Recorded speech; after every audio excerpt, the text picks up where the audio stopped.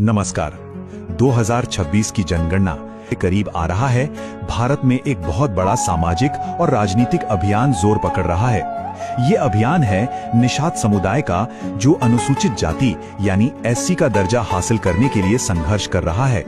आज हम इसी पूरे अभियान को, इसकी हर परत को समझने की कोशिश करेंगे। चलिए शुरू करते हैं।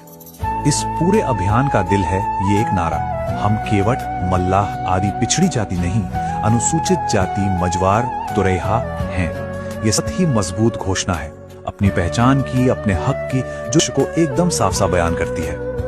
आज की हमारी चर्चा को हम 5 हिस्सों में देखेंगे।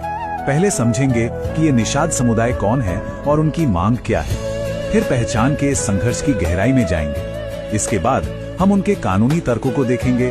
2026 की जनगणना के लिए उनका एक्शन प्लान क्या है वो समझेंगे और आखिर में भविष्य पर एक नजर डालेंगे। तो सबसे पहले बात करते हैं पहले हिस्से की। आखिर ये निषाद समुदाय है कौन और उनकी ये एक अकेली ठोस मांग है क्या? देखिए, निषाद समाज, जिसे कई लोग मछुआरा समुदाय के नाम से भी जानते हैं, असल में कई छोटी बड़ी जातियों का एक समूह है। इसमें केवट, मल्लाह, कश्यप, मांझी, तुरैया ये सब आते हैं। इन सब की एक कॉमन पहचान है, नदियों से जुड़ा इनका काम धंधा। और अब यही पहचान इन सब को एक बड़े मकसद के लिए साथ ला रही है। और इनका मकसद, इनका लक्ष्य बिल्कुल क्लियर है। ये चाहते हैं कि इन्हें अन्य पिछड़ा वर्ग यानी ओबीसी की कैटेगरी से निकालकर अनुसूचित जाति यानी एससी की कैटेगरी में शामिल किया जाए। बस यही एक मांग इस पूरे आंदोलन की जड़ है। तो अब आते हैं दूसरे हिस्से पर, पहचान का संघर्ष। सवाल ये उठता है कि ओबीसी से एससी बन जाने से क्या फर्क पड़ेगा? क्या ये सिर्फ एक सर्टिफिकेट पे लिखा शब्द बदलना है? नहीं, इसके मायने कहीं ज्यादा गहरे हैं। तो फर्क क्या है? देखिए, अभी ओबीसी होने, एससी का दर्जा मिलने पर नौकरियों और पढ़ाई में आरक्षण का फायदा बढ़ सकता है। पर जो सबसे बड़ा फर्क है वो है कानूनी सुरक्षा का।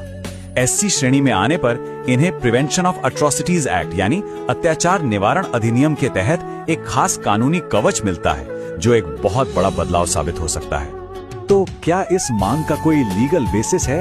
जाहिर है, कोई भी इतनी बड़ी मांग सिर्फ कहने भर से तो नहीं कर सकता। चलिए देखते हैं कि निषाद समुदाय अपने दावे के लिए कौन से ऐतिहासिक और कानूनी सबूत पेश कर रहा है। उनका पूरा दावा 3 बड़े दस्तावेजों पर टिका है। सबसे पहला 1950 का राष्ट्रपति का एक नोटिफिकेशन, जिसमें मजवार जाति को एससी लिस्ट में साफ साफ शामिल किया गया था। फिर 1961 के जनगणना मैनुअल में इस पर और क्लैरिफिकेशन दी गई। और हाल ही में 2016 में उत्तर प्रदेश के गवर्नर ने एक नोटिफिकेशन जारी किया, जिसमें केवट, मल्ला जैसी जातियों को एससी ही माना गया।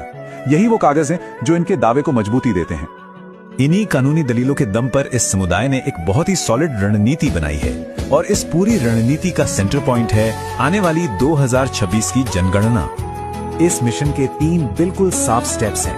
पहला और सबसे जरूरी, 2026 की जनगणना में परिवार के मुखिया को अपनी जाति अनुसूचित जाति लिखवानी है, यानी मजवार या तुरैहा।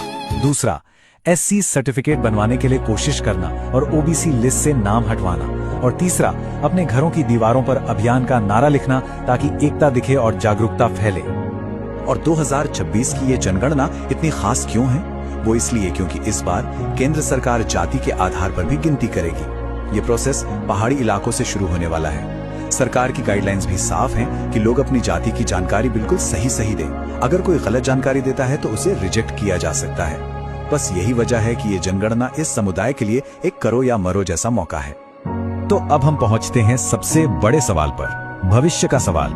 इस पूरे अभियान का 2026 और उसके बाद के लिए क्या मतलब है? 2026 ये सिर्फ एक साल नहीं है, ये समुदाय के भविष्य के लिए एक टर्निंग पॉइंट है। यही वो साल है जब इनकी कलेक्टिव आवाज सरकारी आंकड़ों में हमेशा के लिए दर्ज हो सकती है। तो आखिर में बड़ा सवाल यही है, क्या 2026 की जनगणना में अपनी पहचान को एक साथ एक आवाज में दर्ज कराने का ये अभियान निषाद समुदाय के लिए भारत के सामाजिक नक्शे को हमेशा हमेशा के लिए बदल पाएगा?